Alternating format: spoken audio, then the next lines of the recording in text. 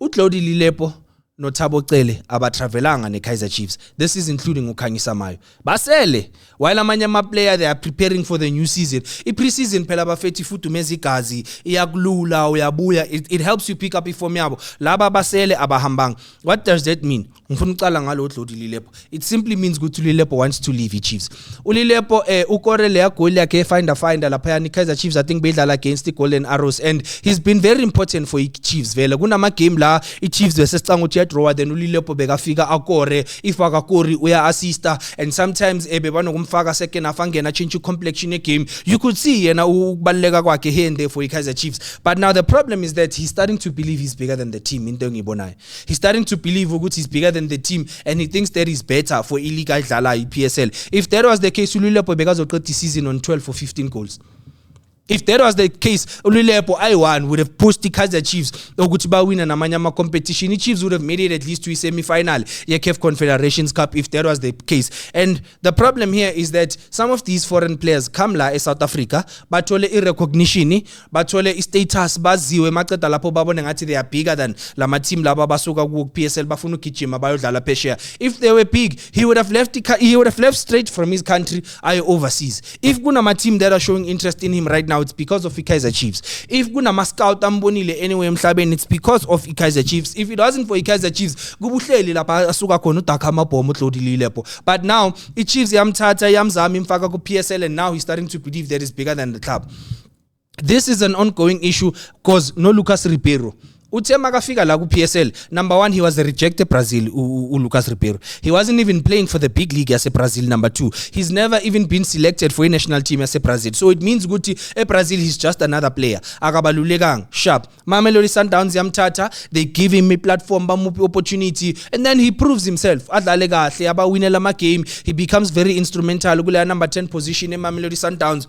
Bese saka hamba ngenkani kuMamelodi Sundowns uyahamba eSpain. Now he thinks ukuthi he's better than the PSL. He thinks ukuthi he can go shine elsewhere. Mind you, uLucas Ribeiro uhlulekile ku CAF Champions League ne. Uhlulekile ukulethela iMamelodi Sundowns iCAF Champions League. Uyahamba, uyaphesheya ufika lapha eSpain. I think team yakhe was in second division ne. Udlala lapha na ku second division yase Spain ye La Liga. Team yakona is relegated. Leya team leyana, if Lucas Ribeiro was that talented and he was that special, leya team leyana bezolwela ukumsigna full time or ba renew contract to know we need him. Guess what that team did? Bavele bathi siyabonga tata, ba posta ukuthi hamba buyele muva la usuka khona. Now iMamelodi Sundowns wants him to come back. This guy clearly doesn't want to come back because why? He thinks he's bigger than the club. Because ufike wawini footballer of the year la South Africa sekabona ngathi umuntu omkhulu umuntu obalekile ayikho into engamhlula.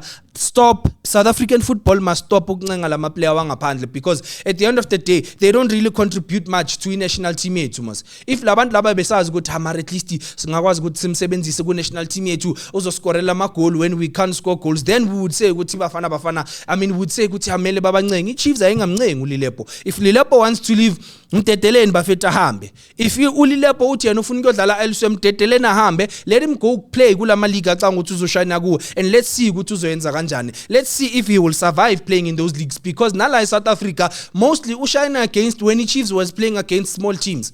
Against Orlando Pirates he was nowhere to be seen. Against Mamelodi Sundowns he was nowhere to be seen. Maritsibati Chiefs idlala neMagesi, idlala neOrbit College, idlala nani ila umbona khona ukuthi uDlodi Lilepo yashisa. So it's fine. And ngizwile journalist lethu uthi it seems lo mfana lona uadvisor ulelo Mbele akayithathi lelo Mbele advice kalelo Mbele sibone ukuthi uzophelela lapha waphelela lapha yena ulelo Mbele. There are some people aba support the Pirates that don't even know Lelo Mbele. Abanye abamazi nokumazi mele uzugijimele Google ukuthi Lelo Mbele ubani. It's because mabeza la South Africa bafika banyathi ibhola lethu, they make whatever money that they make la South Africa and then now because bathole attention because iPSL ibhekwe emhlabeni wonke jikelele babona kahle ukuthi sekungithole attention eGermany ithi ngihambe ngeGermany so ufuna ukula nale team le ekuthathe yayipha yakupha le thuba le lokuphelona so sibona ngathi ungcono. It's fine, you can go shine elsewhere but sibona ukuthi uzawuphelela kuphi because masekushubile then you wanna come back to the very same PSL uyothola ukigijimela lama team lawa amancane. Ukhanyisa Mayo not traveling ne Kaizer Chiefs for me is confusing. Kaizer Chiefs icede ukumthatha on a permanent deal uKhanyisa Mayo, which means he's fully committed to Kaizer Chiefs. Seka player le Chiefs khona manje. So why are they not traveling naye ku preseason? Because naye he needs to prepare. Preseason will help nalo mjita lo Fernando de Cruz ukuthi understand ukuthi okay ngimdlala lana ngimfaka lana ngimsebenzisa lana lo mfana lo ulekha lana kwamele ukuthi improve lana mele ehlise lana izinto ezifana nalezo. So it doesn't make sense why Kaizer Chiefs imshile lo mjita lo Khanyisa Mayo. Next thing they come back akabanga ne preseason MTN 8 yaqala he struggles bese it becomes a very big issue. I'd understand honestly if Kaizer Chiefs wants to release Thabo Cele. He hasn't offered anything to the team. He is a very big player, truth be told. Ubuye kodlala overseas umchita, but ever since I signed for Kaizer Chiefs, he hasn't done much for Chiefs. So I truly understand why Kaizer Chiefs number 1 would leave him behind, and it seems as though Chiefs ngathi vele bafuna release, but ngathi there's a bit of a dispute happening between him and the Chiefs. Kaizer Chiefs must release Thabo Cele. Kaizer Chiefs can't be patient with players anymore. If Siaksayina, especially for Suga overseas, we pay you a big salary, we're expecting you to deliver. If you can't deliver, hamba baba tetela abanye abantu beze bazoyenza iplan. Thabo Cele failed ku Kaizer Chiefs. He's never had a good season with Kaizer Chiefs. For mina ayikho into ayenzile for Kaizer Chiefs, and if you're a Chiefs fan watching this khona manje, and then when you wanna defend uThabo Cele, ngicela ungena la comment section ungitshele ungibalela ama goal contribution wakhe uThabo Cele, ungibalela ama goal akawakorile uThabo Cele, ungibalele the number of passes eziyaphambili awenzile for iChiefs uThabo Cele. Lo muntu ubuye kodribula nawo uThabo ngimali uThabo uba nomathuludu lo West uPulukwane City wamshaya ngetsipho wawela le. South African football is clearly too much for him, and that's the problem. When players come from overseas beze la South Africa bacanga kuzoba easy ku PSL ya ngizofika ngishayine only for them ukuthi nabafike nababone ukuthi it's a different situation. Siyabonga Eddie Khanyile bathi Khanyisa Mayo is injured, so thank you for that update. So bafethu, I guess that's the reason uKhanyisa Mayo asele, but uKhanyisa Mayo injured. Let's hope ukuthi uzosheshe aphole. Simbonile as a journalist lethu lisho Simbonile hamba ngama crutches, but we thought ukuthi uzophola uzaba right. It seems as though ke kushuthi usazohlala again. Bafethu, again shuthi Kaizer Chiefs another wasted signing. Let's hope uzoshesha phole adlale akwazi ukuthi akore.